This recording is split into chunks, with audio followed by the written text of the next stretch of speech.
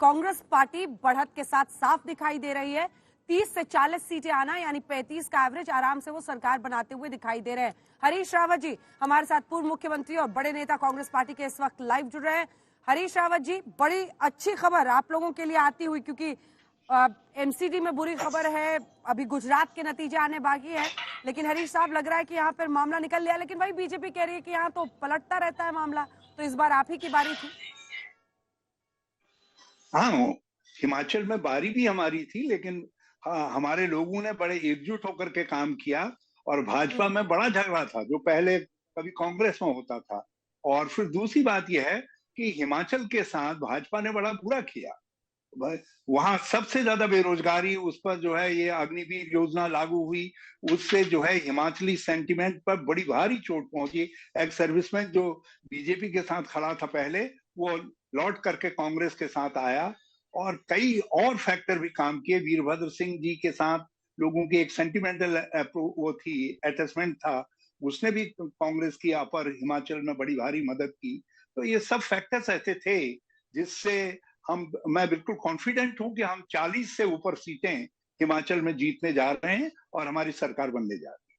आपने खुद ही कहा हरीश जी कि उनके अंदर बहुत झगड़ा था। 22 तो उनके बागी थे जो खड़े हो गए थे मैदान में उनको ये करने के लिए, तो उनके झगड़े ने उनको हराया या कांग्रेस की ताकत थी हराने में? और इमोशनल दाव क्या हुआ वीरभद्र जी के नाम पर, उनकी विरासत के नाम पर?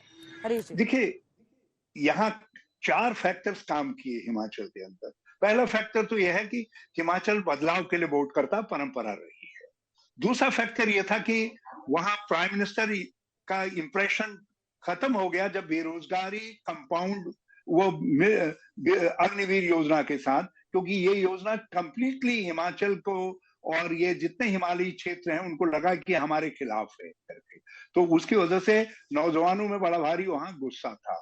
तीसरा फैक्टर ये था कि जो झगड़े पहले हमारी पार्टी में होते थे, जिसके लिए कभी हम जाने जाते थे, वो सारी विशेषताएं इस समय जो है भाजपा में दिखाई देती थी। मुख्यमंत्री कौन बनेगा सर? मुख्यमंत्री का चेहरा कौन होगा? देखिए, हमारी परंपरा है या वहां पर नहीं, देखिए हमारी परंपरा है, जहां पहले से मुख्यमंत्री होता है तो वही नेता होते हैं, और जहां मुख्यमंत्री नहीं होते हैं पहले से, तो वहां जब चुनाव होते, लेजिस्लेचर चुन करके आते हैं और पार्टी लीडरशिप के सहयोग से जो है वहां वो चुनते लौट रही हूं मैं। एक बार जयराम ठाकुर इस वक्त कुछ कह रहे हैं, सुना देते हैं अपने दर्शकों को। मैं निश्चित रूप से इस बात से संतुष्ट हूँ। आखिरी सवाल सर, गुजरात में क्लियर विन दिखा रहे हैं बीजेपी की एग्जिट पोल। ये स्वाभाविक रूप से गुजरात एक तरफा चुनाव है, वहां दूसरी पार्टियां वहां पर बहुत पीछे हैं, बहुत पीछे हैं। कांग्रेस बहुत नीचे आएगी, आम आदमी पार्टी थोड़ा सा अपने वोट लेगी जरूर, लेकिन उसके बावजूद भी दोनों पार्टियां बहुत पीछे रह जाएगी और भारतीय जनता पार्टी की वहां ऐतिहासिक जीत होने वाली है। हमने भी वहां पर चुनाव में जाकर के देखा कि बहुत जबरदस्त माहौल है। धन्यवाद। जीत का दावा कर रहे हैं हरीश जी, वो दोनों ही जगहों पर, हिमाचल में भी और गुजरात में भी जीत का दम भर रहे हैं।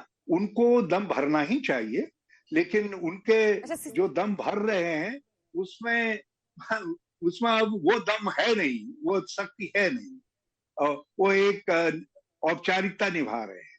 और हमारी बात में दम है क्योंकि हम फैक्ट्स के साथ कह रहे हैं क्यों हम 40 से ऊपर जाएंगे करके। हरीश रावत जी, लेकिन एक आंकड़ा है जयराम ठाकुर से जुड़ा हुआ, उसमें यह बताता है, जब हमने पूछा कि हिमाचल प्रदेश में अगला मुख्यमंत्री कौन होना चाहिए, आपकी पसंद कौन है, तो जयराम ठाकुर को सबसे ज्यादा 27% लोग अपनी पहली पसंद मानते हैं, जबकि कांग्रेस पार्टी के दूसरे नेता बहुत पीछे रह जाते हैं। ये अलग बात है कि कांग्रेस पार्टी कोई भी कैंडिडेट दे दे, 26% लोग उस पर मोहर लगाते हैं।